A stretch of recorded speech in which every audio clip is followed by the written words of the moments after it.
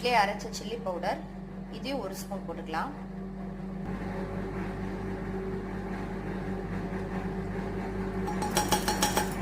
அவ்வளோதான்.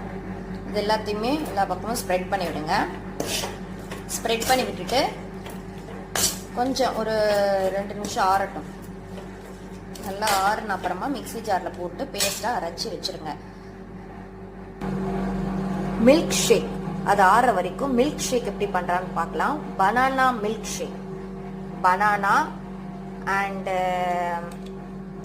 முந்திரி, பாதாம், சிம்பிளாக சட்டுன்னு செய்கிற மாதிரி மில்க் ஷேக் பார்க்கலாமா.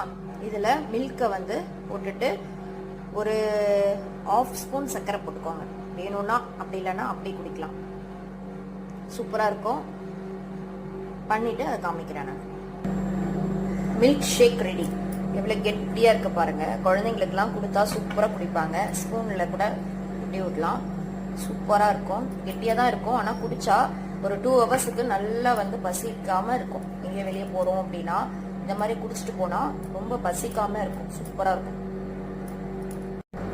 ஸோ ஆயில் போட்டாச்சு.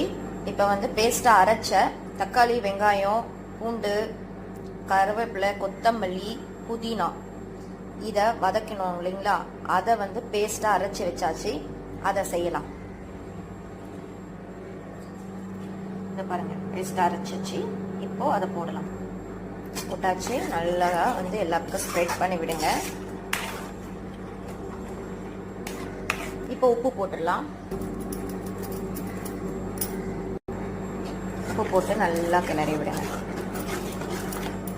எல்லா பக்கமும் ஸ்ப்ரெட் பண்ணி விடுங்க. நல்லா ஒரு 4-5 கொதி வரணும். நல்லா கொதி வரணும். நல்லா கொதி வருது பார்த்தீங்களா. இப்போ வந்து காலிஃப்ளவரை, வேக வச்ச காலிஃப்ளவரை இதில் போட்டுடலாம். காலிஃப்ளவர், வேக வச்ச காலிஃப்ளவரை போட்டாச்சு. இப்போ ஒரு 4-5 கொதி வந்த அப்புறமா பாலை வந்து வடிகட்டி வச்சிருக்கேன். தண்ணியா பாருங்க, எப்படி கிரேவியா க்ரீமியா இருக்கு. இதை வந்து தண்ணி கொஞ்சம் போட்டு ஒரு 4-5 சுத்தி நல்லா ஒரு 4-5 வாட்டி நல்லா பிழிஞ்சு எடுத்தீங்க அப்படின்னா இந்த மாதிரி வந்து பேஸ்டா க்ரீமா வந்துடும் பால். இது வந்து இதுல வந்து நம்ம காலிஃப்ளவர் போட்டு நல்லா ஒரு 4-5 கொதி வரணும். கொதி வந்த அப்புறமா தேங்காய் பாலை வந்து போட்டுடலாம். சூப்பரா இருக்கும். லாஸ்டா தான் தேங்காய் பால் போடணும். அப்பதான் வந்து அதோட டேஸ்ட் நல்லா இருக்கும். ரொம்ப கொதிக்க தேவையில்லை. ஒரு 2 நிமிஷம் கொதிச்சா போதும் தேங்காய் பால் போட்டா. ஸோ கொதி வந்தாச்சு.